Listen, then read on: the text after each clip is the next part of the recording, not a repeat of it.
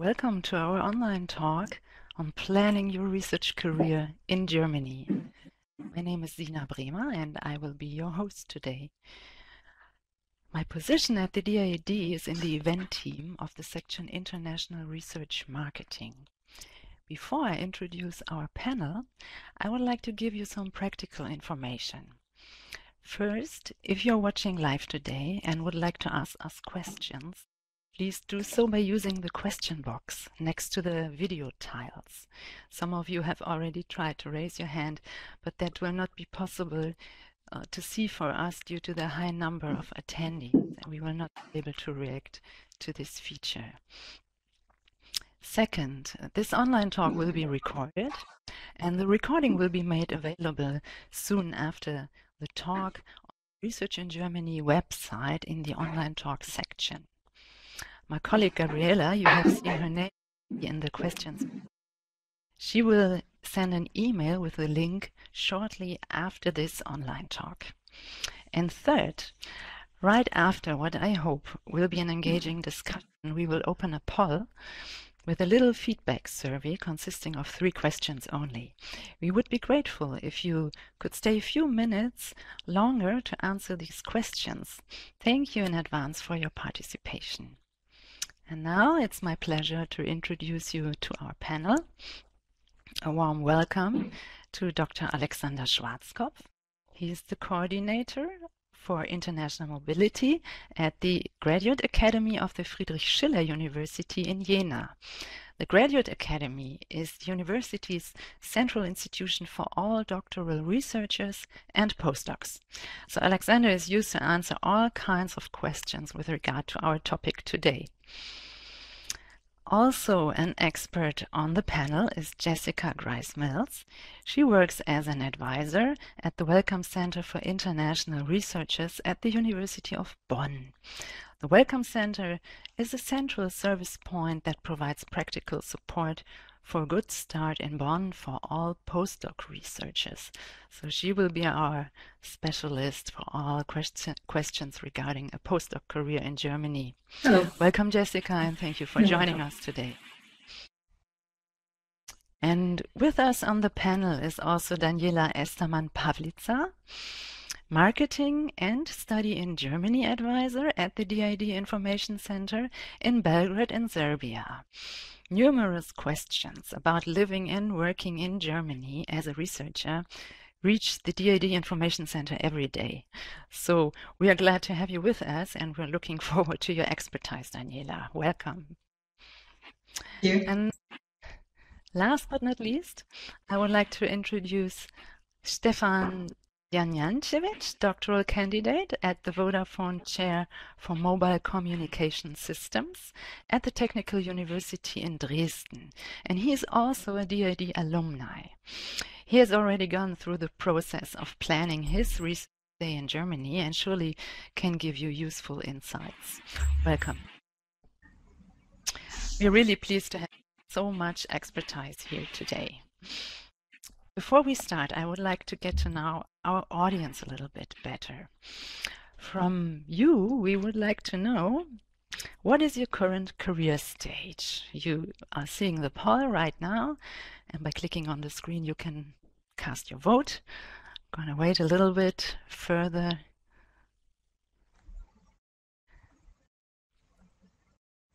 Yeah, some attendees are still making their choice.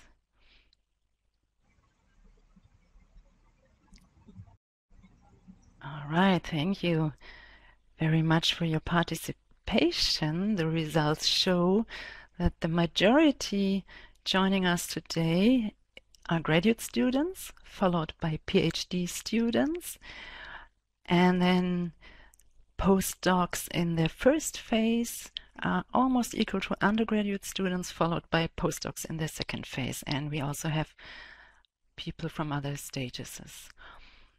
We will have that in mind when answering your questions, and we will try to refer to all groups, of course.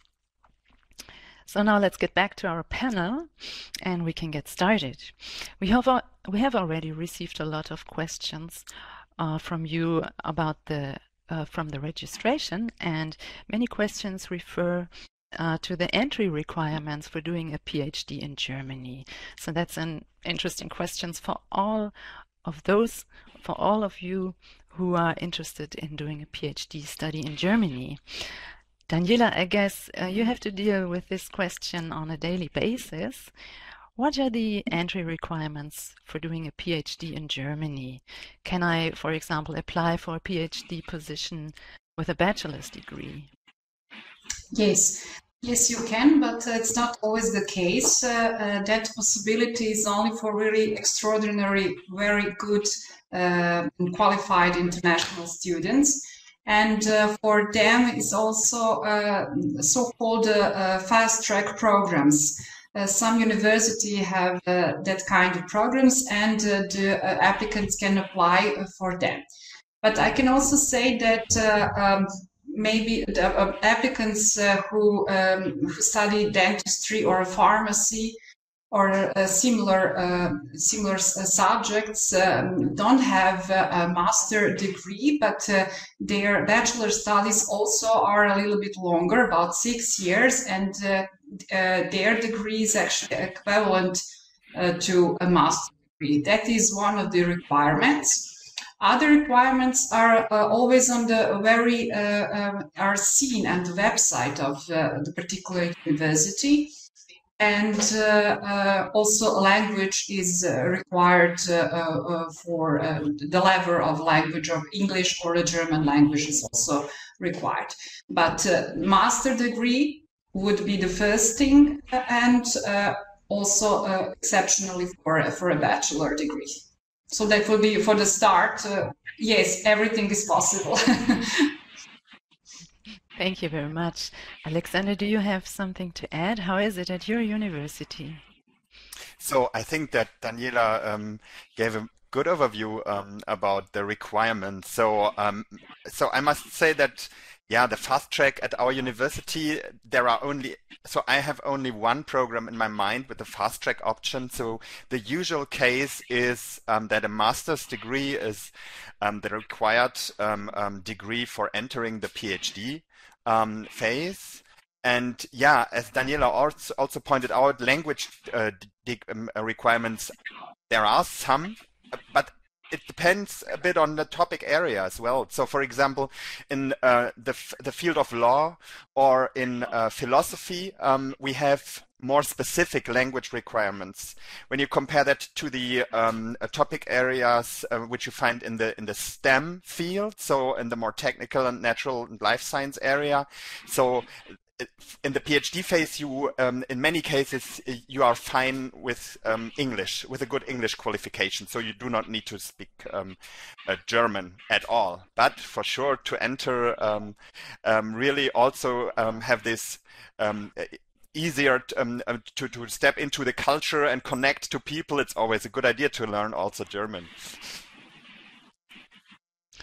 Thank you very much. So to sum up, in some subjects it's possible, but it's very rarely done to start a PhD without a master. But in general, you need to have a master and you need to have a very good grade if you want to start doing a PhD in Germany. And you mentioned already the language requirements. Maybe we can ask Jessica. I know she's getting in touch with many international researchers. So is the communication at your Welcome Center mainly in English or in German? It's basically all in English. So there are, of course, a lot of people who stay longer, like to learn a little bit of German, and we offer German courses, but generally, basically all our communication is in English. And maybe another question for Daniela. What about the language skills when someone applies for a scholarship? Can you tell us a little bit about this? Yes, it's a difficult and not actually difficult. Difficult is maybe in this year because all the certificates and the tests cannot be really made as we used to do it in all these past years. But there are some requirements, and that is that applicants should have one language certificate certificate which is not longer, not older, excuse me, than 2 years. If they want to study or to do research in Germany, Test DAF is also popular, and they can do it in our country, but also from Goethe certificate, so different certificates. Also Telke C1 Hochschule, and for English there are some CAE, so Cambridge, TOEFL, IELTS, so that depends really from the institution in Germany. But Okay. they're the most popular actually certificates that actually applicants apply for, and they have at for the beginning of the scholarship before they start with their study or research program in Germany. So do I understand right? This refers to subjects which are completely taught in German, but there is also the possibility to do your PhD in English. So what are the requirements for the English language when you want to do a PhD in Germany? Does that vary from university to university, or can you tell us a little bit about this, or maybe the others can add something? The general information is that they need a good level. That good level, it must be C1, and maybe some programs also C2. When we are talking about law, or when we are talking about medicine, or some very specific study programs. But C1 is actually the requirement. And for English taught programs, I also mentioned, so that the Cambridge certificate or IELTS or TOEFL, they're most wanted and they're most acceptable at the German universities. That is what I know, and I think that almost in all countries or applicants can attend these courses and also to make the test. Okay. Yes, I have one thing to add. So I think the language or the English language requirements are especially so needed in form of a certificate when you apply for a structured PhD programs, for example. So because you apply for a structured PhD program via an online tool, and the creation of the short list of candidates also involves involves that we need an estimate about the language skills of the candidates. So for this reason, you will be asked to submit a test certificate. But if you go for an individual PhD, so this means you approach a professor, which is in the field of your research, and ask him if he would like to be your supervisor. And so in this case, usually, so there is, the language requirements are tested on the fly, so via the interview with the professor. So, and if the professor feels that it is easy to communicate with you, then in almost all cases, it's fine. So in our doctoral examination regulations, these are the rules for the doctoral candidates or the doctoral examination procedure. Of some faculties, as pointed out before, there is a language requirement, but for most, there is no rule for having a test certificate or something like that. Mm-hmm. Stefan, I would like to ask you, you're not originally from Germany, right? So how was it when you were in Germany? Tell us about the language requirements for you. I cannot hear you. Need to unmute your microphone.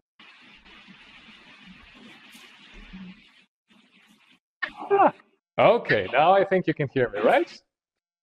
Yeah, perfect. All right. So when it comes to language, the point is you have to be able to effectively communicate with your colleagues, with your professor, with the people around you. And that's the point of having good enough language certification when it comes to STEM fields. Of course, when you go to these fields that are inherently have to deal with also German life, like law and stuff like that, then you need also professional knowledge of German. However, in my field, I do everything in English. I speak German when I go for lunch with my colleagues. And so this is the level of German that is, well, you know, sometimes also these colleagues of mine want to speak English because they also would like to speak English, right? So you don't have to think of it as a strict thing. No, it's only strict because when you get in, there's really no, it's not a big deal. Like, you need to speak the language. That's the whole idea. Effective communication. I thought there was a question as well, how I got, you said I'm not originally from Germany. This last part, the microphone got out of it. Right. When you applied for your studies in Germany, did you have to go through any test, or what kind of certificate did you have to show?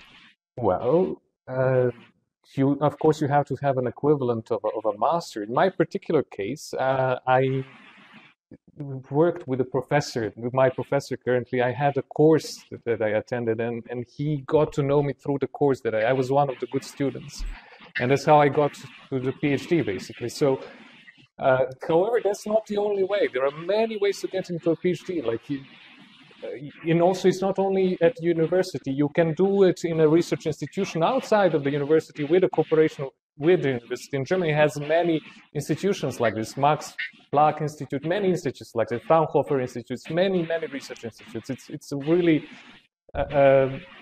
many options that you can go through, and applying for it is just the first step.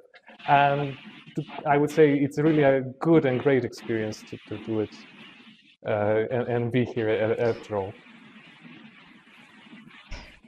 Thank you so far. Maybe one more specific question about the requirements. I see that, let me see, that we have a question about the grades or the marks in the master's degree, and Arnab Das is asking, is 65% marks in a master's going to be sufficient to do a PhD in Germany? Well, it depends. So first of all, marks as a percentage are a requirement to get an interview at all. Once you go into an interview with the person who's going to hire you, it's like hiring for a job. It's not that much different. They're going to see how well you are versed in the field. Maybe you have a very good grades, but it turns out that you don't have a good understanding of the topic that the research should be about. So tough luck. But it could be also the other way around, that you don't have the best possible grades, but still you have what the professor likes, or you have the passion, you have the knowledge of the field, you have all these other traits. It's similar like looking for a job. So, and marks are just the threshold to get an interview. Right. Maybe one more specific question for Jessica about the requirements. We have a question asking how many research papers one needs to have published in international journals, to get a PhD or even a postdoc position. I think that's more relevant for postdoc positions, right?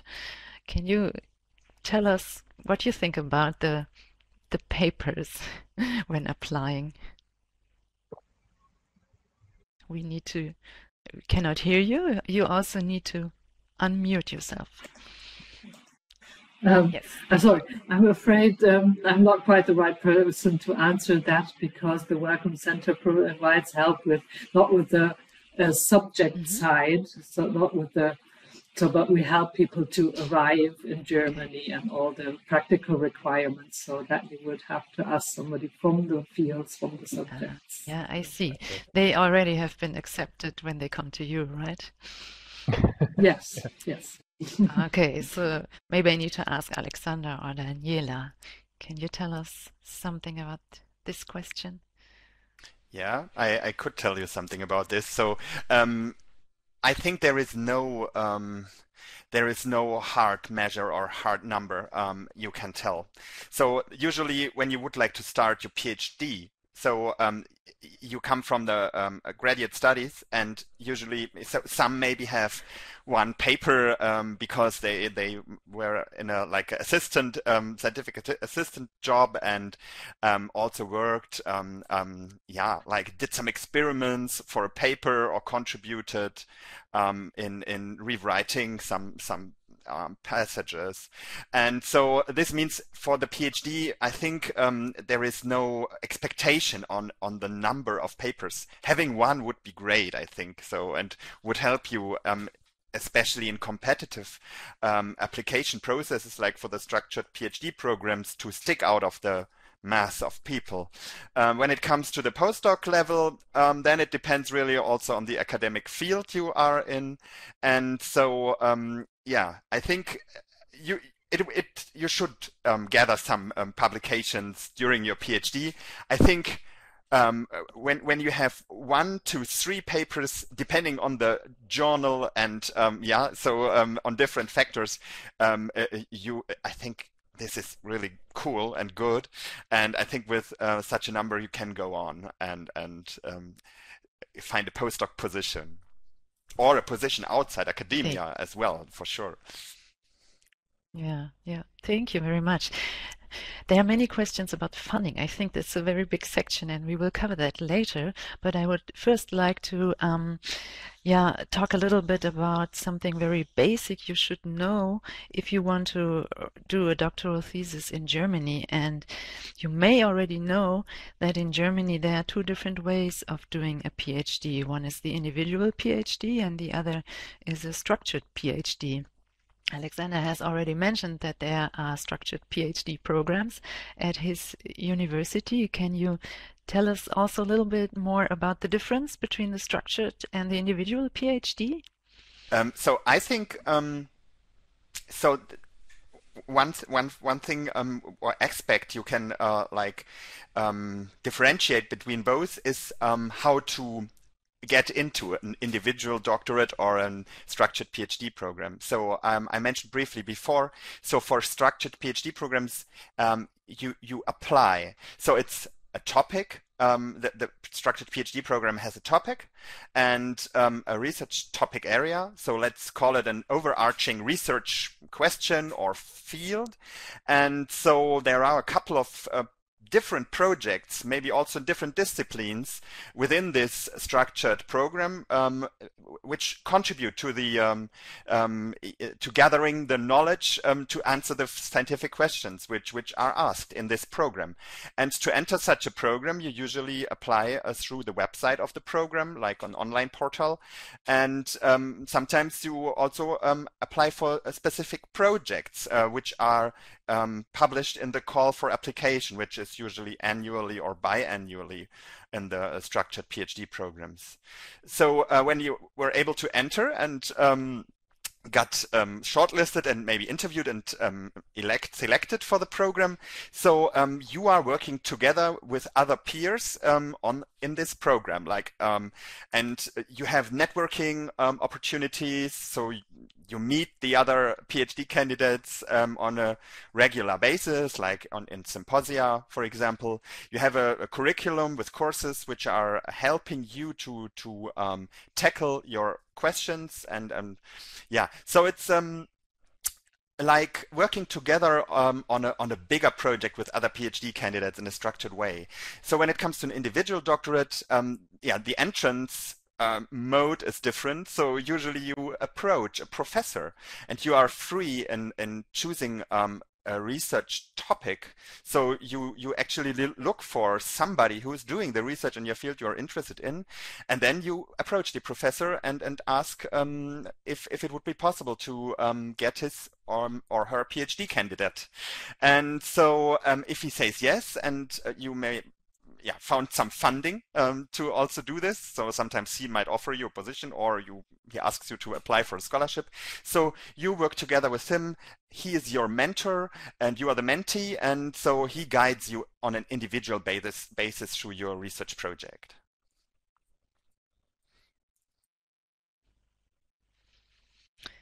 Yeah, that's a very good point. I would like to ask Stefan, you're about to finish your PhD studies. Is it an individual one or is it a structured one? It's a structured one.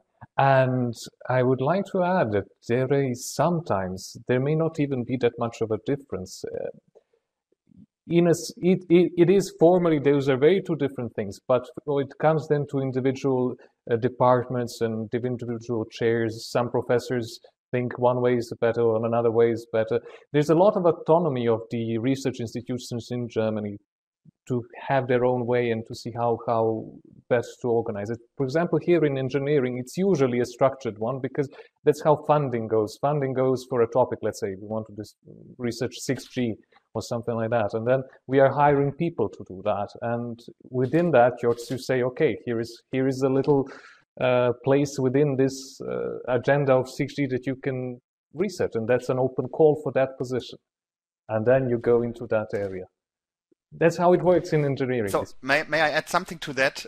I think it's very important what you said, Stefan. So it's still, so even if you are in a structured program, you have usually you must have a supervisor, which is a faculty member of one of the faculties of the university, and exactly. He also, when you're in a structured program, guides you through the process. I think the structure around this mentee relationship is the special thing in structured programs. Thank you for pointing this out. Yes, yeah. Right. Sure. Thank you very much. So maybe one more point. When you want to do an individual PhD, the big question is how to find a supervisor. How do I get in touch with a professor? And how do I stand out from the others? What advice can you give the candidates? Who would like to say something? Maybe I. Go ahead. Because we have that questions almost every single day, and I say always first you have to use the connection of your mentors from your home country, from your home university. So there must be maybe only one, maybe 2 or 3 good professors. They're younger and they actually visit and go to some congress or have some colleagues and a good connection with other universities from Germany and from all abroad. And if they're open-minded, you can really ask them what is the professor there, a colleague from Germany. And I can really say that about 70% of that kind of advice was always successful, because you don't spare your time. You spare your time finding the right professor or the right institution, so you have that has contact directly, and you can really write that professor, or your mentor from your master studies can do that. So that is yes, that is actually a good point as a first. Who doesn't have that quality or that luck to have that kind of professors from the home university, they must actually go to some databases from PhD Germany or some others. Maybe you can also, some other colleagues say now what they think, what is also good or better. Yeah, those are good. Those are good options. I would like to add that, for example, if you snipe down the institute you want to work with, follow them on Twitter, see if they make calls. They may even say, okay, we're opening a call for a postdoc positions or for PhD positions in the field of sustainability, and they leave it a little bit vague. And then this is actually a call for this individual PhD, where you build your research proposal around that topic of sustainability, for example, and follow them on social media. Look at their websites. Look at the news sections. You can find a lot of information like that, and apply for those calls. Some institutions even offer scholarships like that, or even full-time positions. Also, social media from DAD local offices, information offices. We also provided kind of information. So what's the next call for that area of subjects? So the people can really have directly contact with the institutions or to do application for the PhD programs. Right. Right, yeah. I would like to mention the 3 databases which might also help our audience to find the right institution. One is GERIT for German research institutions. Another one run by the DFG, the German Research Foundation, is GEPRIS. There you find information about current and completed DFG funded research projects. And the third one is the PhD Germany database, which has all open PhD positions, at least from these institutions who post them on this database. There are between 70 and 100 open PhD positions every day. You can find them, and my colleagues are posting the links to these databases in the question window. Yeah, Alexander, did you want to add something? Yeah, I have one delicate issue. Please. Actually. So besides all the calls for positions, so some of you might really want to contact a professor directly via email. And this is really tricky because they get loads of emails every day from applicants. So here it's even more important to stick out. And I think just a few points on that. So when you try to plan to contact the professor directly, so be very focused and get informed about the research. Get an expert on his field before you approach him. Read the recent publications, and then get ready for getting in touch. And this you do by writing really a good motivation letter, which is very precise. And in that letter, you should really be able to show on one page that your expertise and skills match perfectly his research or her research questions, and point out how you will contribute to the success of the research project that which you would to get in. Add a CV, put it into one PDF file, and send this to the professor. I think if you plan to do that, you should be really focused and precise, and yeah. Thank you very much. Very valuable information. Yeah. A very, very important question for many of our participations is the one about funding and scholarships. Yeah, Daniela, in your work, you're advising researchers in different career stages on DAD and other scholarships. What are the first steps towards a DAD scholarship for doctoral studies, for example? First thing is that they really see the newest call for proposal. Call for application, and that is always in the middle of summer, and it's very visible on our website. And they can really choose about 3 possibilities to do a PhD in Germany, to do some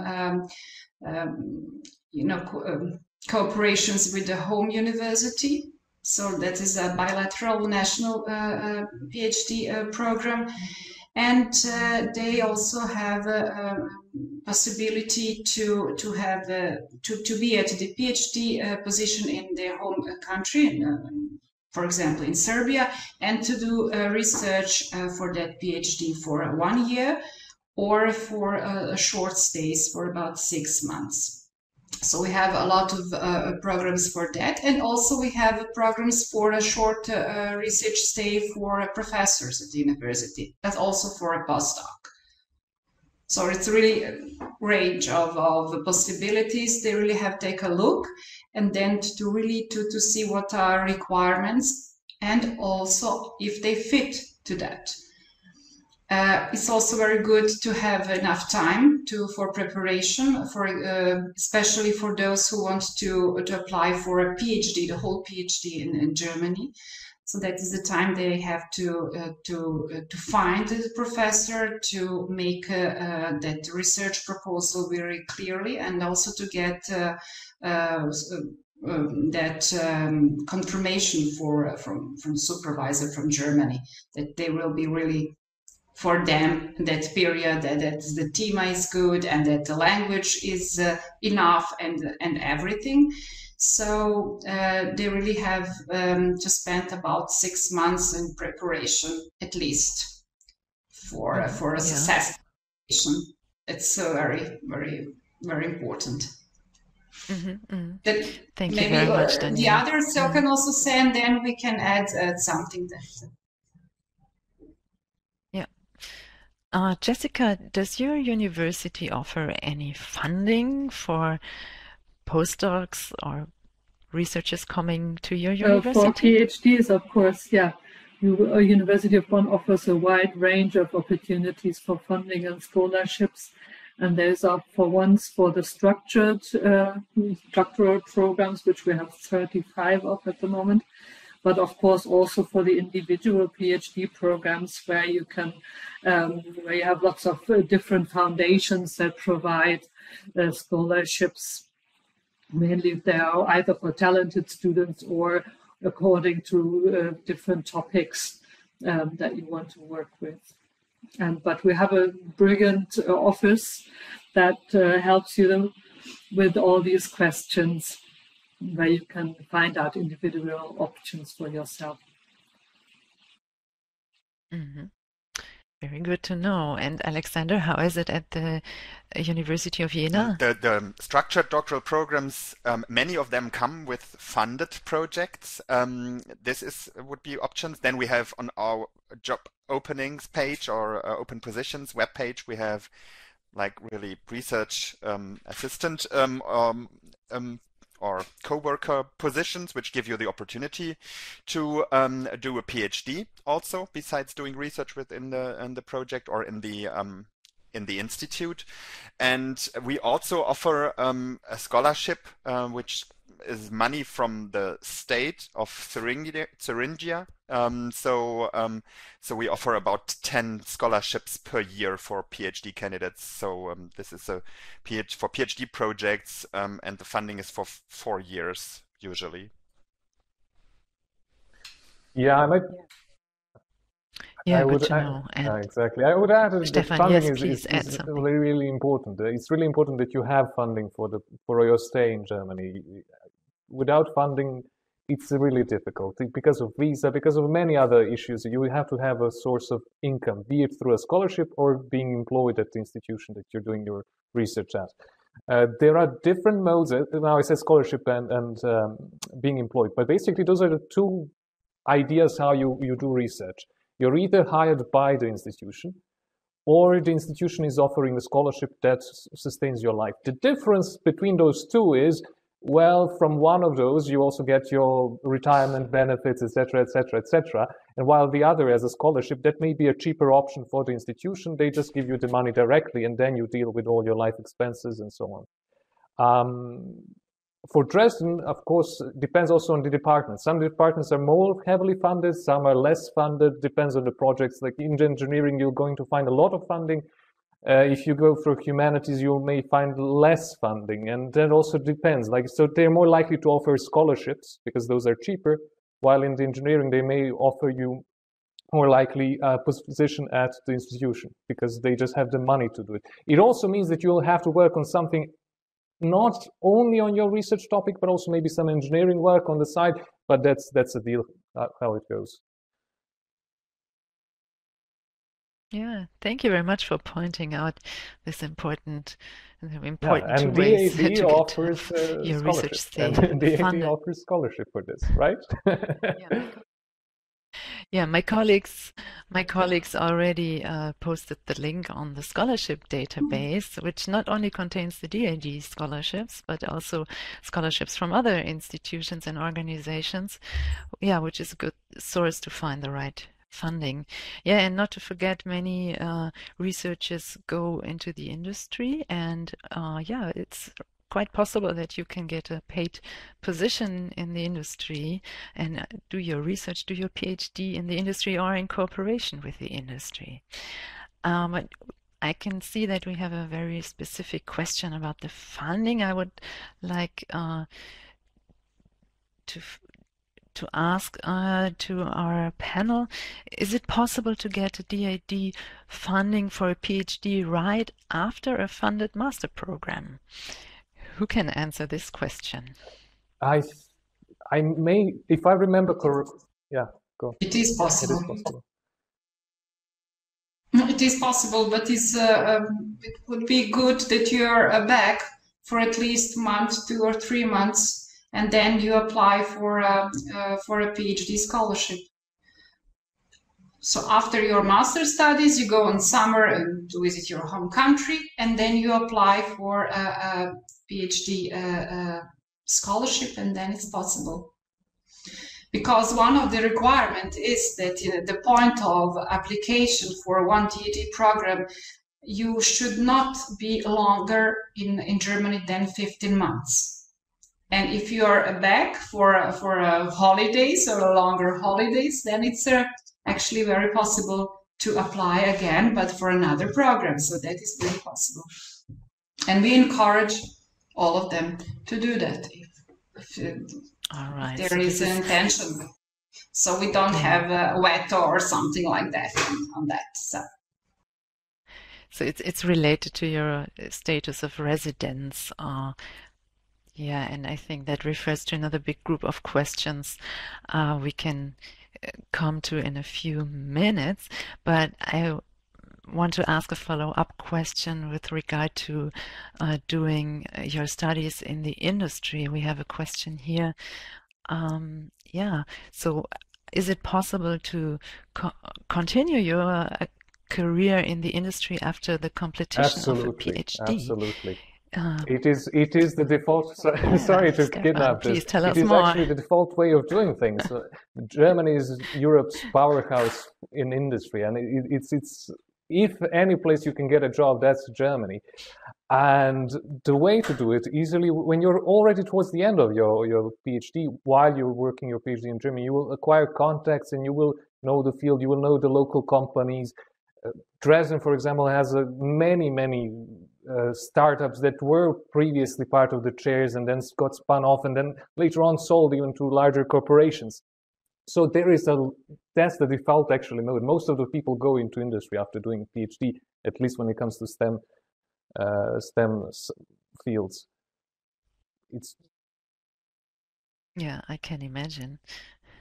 So I would like to know, how is it in Bonn? Does the University of Bonn maintain contacts to the industry so that their researchers can switch from academic to industry, or how does it work there? Definitely, of course, the individual departments will have their contacts of people they work with, but we also have a brilliant new program now which helps startups and provides a lot of contacts, so where you can get a lot of training also in how to do this, but also to get direct contacts. I can also find out the link and put it into your link list later. Yeah, wonderful. Yeah, maybe we can move on to more general questions about living in Germany, the visa issues, housing, and yeah, bringing family.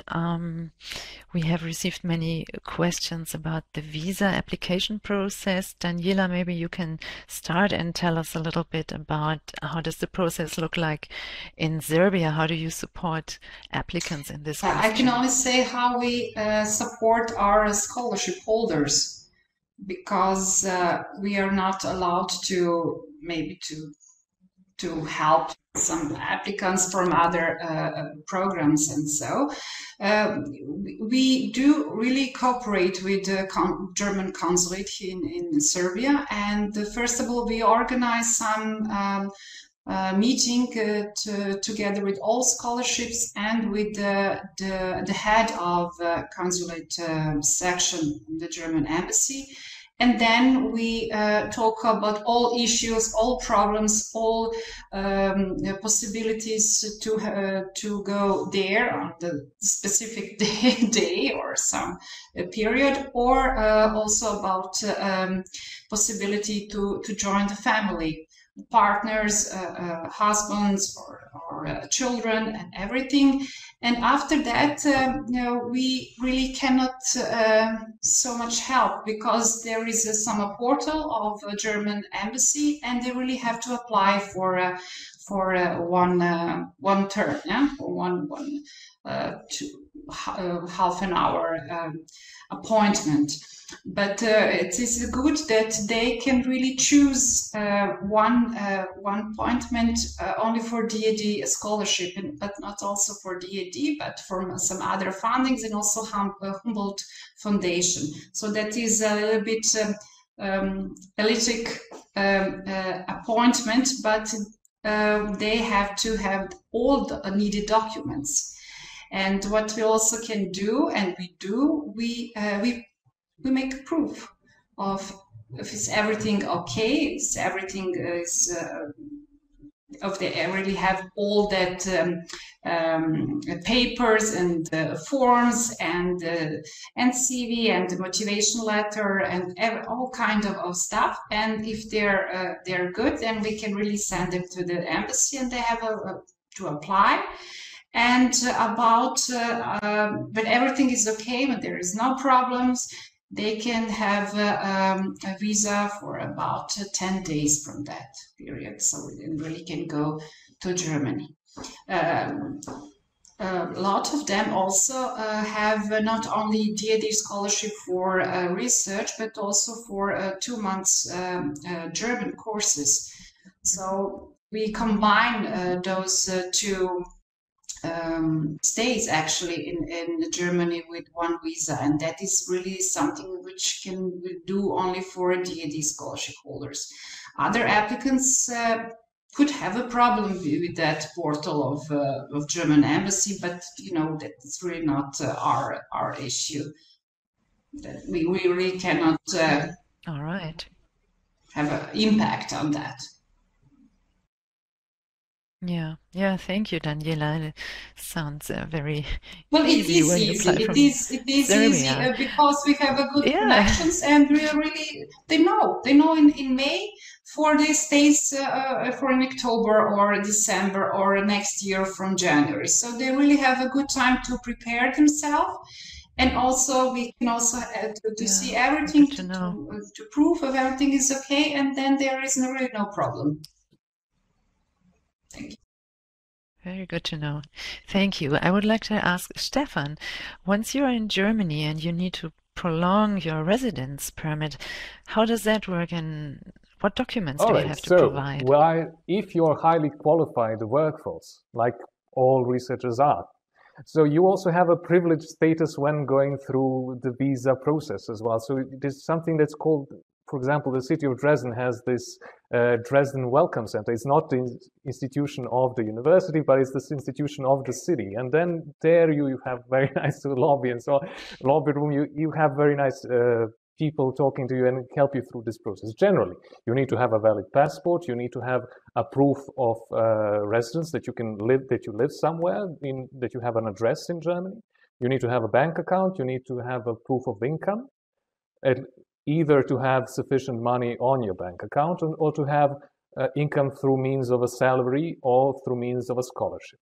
So these are very basic requirements, and through that you get your residence permit. And the biggest problem is getting you to Germany, getting your PhD or your postdoc. The rest of the things, you'll figure it out. This is cakewalk. It's really, really easy. But it comes just the first step is the biggest one. Okay, then I would like to ask Jessica, if someone wants to bring their family, is that possible, and how would that work? That is generally possible, because especially for postdocs, no problem at all. There is a visa for bringing family together, and it's also easy for them because they can also work here, because postdocs get a special visa as researchers, and this allows this.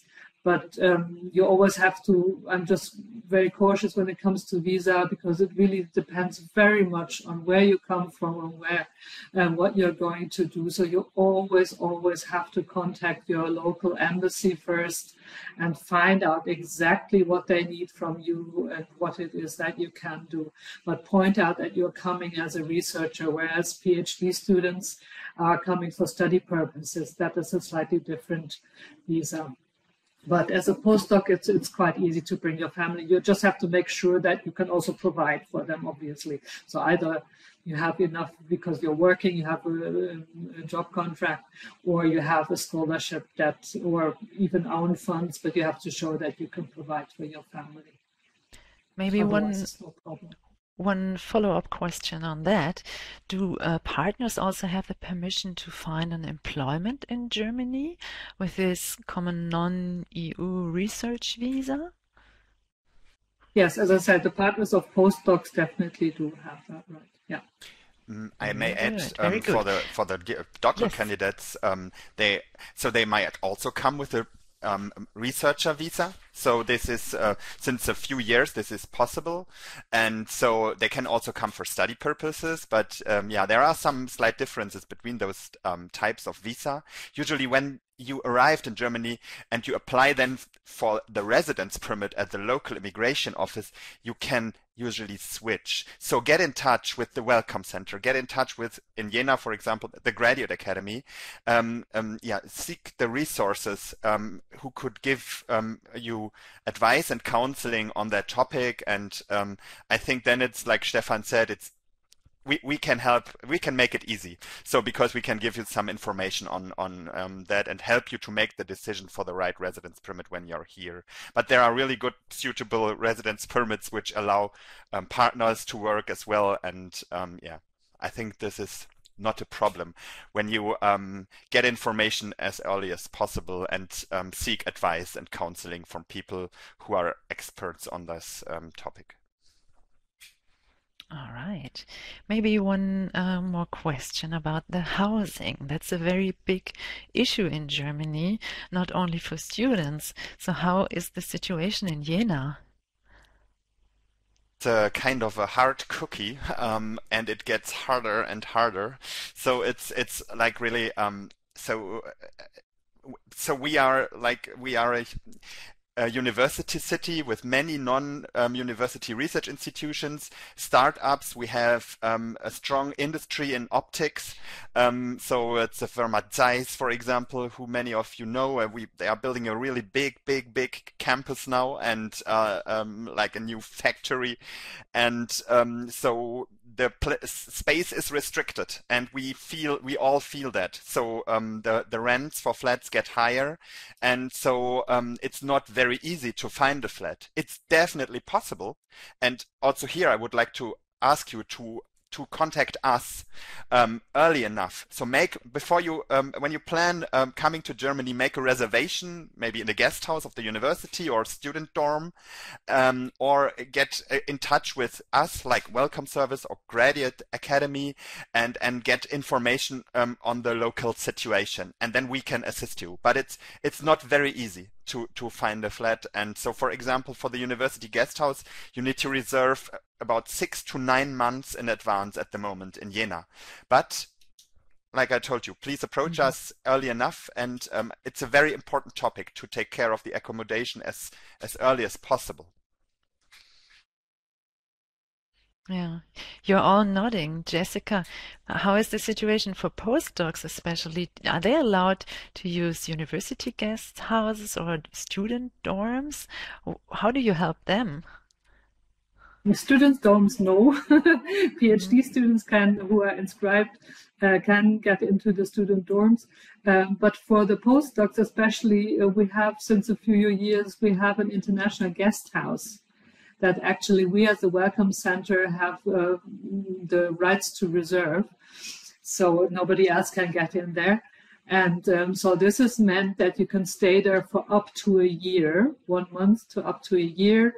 so that you have time, either if you stay only for a shorter period of time, so you can stay there during your entire stay, or it is just helping you to get a feel for the market and during that time finding something on the open market. Because of course, same here, Bonn, very popular city, big industries, telecom, and so on, and German Post, and the big university. Housing is very, very difficult to find.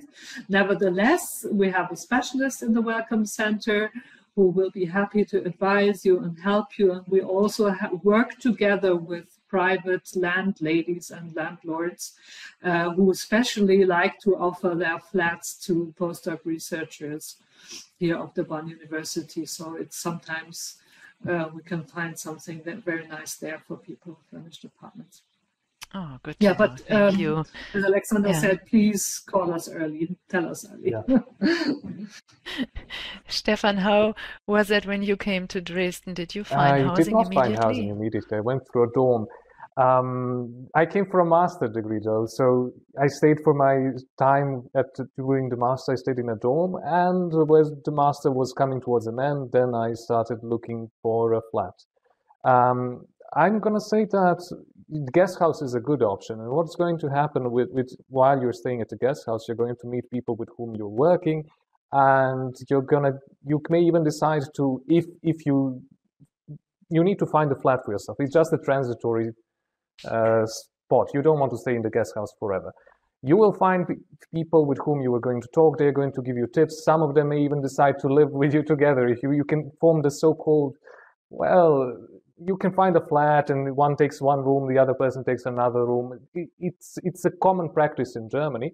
Unless you want to go with your family, then there's a little bit, maybe it will take a little bit more time, but still, you will find it. It takes 2-3 months to find a flat for yourself, but it's just a process and it goes through, and then you have your flat of your own. So you start with a dorm or a guest house, and then you move to a place of your own. When you have an income, the landlord is just going to be happy to have you just like anyone else, like any other person. Thank you very much. We have only 3 more minutes to go, and I'm afraid we cannot answer all the questions you have been posting in the chat, especially for subject-specific questions.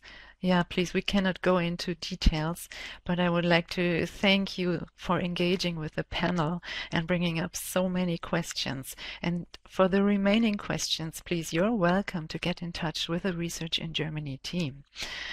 I would like to finish off and ask our panelists for a very short takeaway message from today. So your top tip for the audience. It can be a piece of advice or whatever you want. Who would like to start? I would like to start. I would like to say, take your time for a good preparation. It must be about 6 months to 9 months, 10 months. But you really have to think about it, what you really want to do in Germany, and to make everything to match, to be everything good. You really need to have about enough time. And good luck for all of you who are now in that period for preparation. Thank you. Stefan, do you want to continue? You're unmuted again. Yes, I would say the trick is get yourself valuable to the institution that you want to apply to. Be current with the trends, be current with the research the institution does, be ready to be valuable, like present your own ideas, be constructive about it, think of it, how you can contribute to this institution, and that's surely a way to go forward, and you will get your research stay. And from your research stay, it just goes on and on and on. It just goes its own way. Very positive. Thank you. Alexander, what do you say? Yeah, it's a bit in the same direction. And I told you before, get an expert and use the vast information you find on the web. So we invest a lot of time and brain in our website, and I know other cities and universities and welcome centers and research institutions also do so. Use the information there is, like exhaustively, before getting in touch. And so this is also a sign that you are really seriously preparing yourself. This might help you in getting in touch with scientists, but that might also help you to really have an easy start. Thank you, good Stefan. success for all of you. Thank you, Stefan. And Jessica, what is your takeaway Yeah, I would message? just like to say that for all the practical matters, all German universities have really good welcome centers with really nice and very helpful people. I know most of them because we meet up regularly once or twice a year. And I can only say you can come to Welcome Center with any problem. We will try to sort it out for you. So there's nothing to worry about. Thank you, Jessica. So much support, and I'm sure at any institutions you're going to ask in Germany, it will be the same. They are very willing to help you to get settled in and get started with your research in Germany. Now, just a few closing remarks. The recording will be available shortly. Gabriela already posted the link, and she will also send an email with the link shortly after this online talk. So if you want, you can recap on something or share the online talk, the video with your network. So please do so. We will also put links on our website and send them to you via email. All the links which were mentioned here in the chat, so you don't need to write them down. And as mentioned before, a short feedback questionnaire will appear in a few seconds, and we would be grateful if you could answer the 3 questions on today's online talk. This will help us to improve for next time. Thank you very much in advance. And now I would like to thank our panelists for their time today, and thank you all for participating. We hope we have answered your key issues. So goodbye for now. Keep an eye on our events and join us again. Thank you.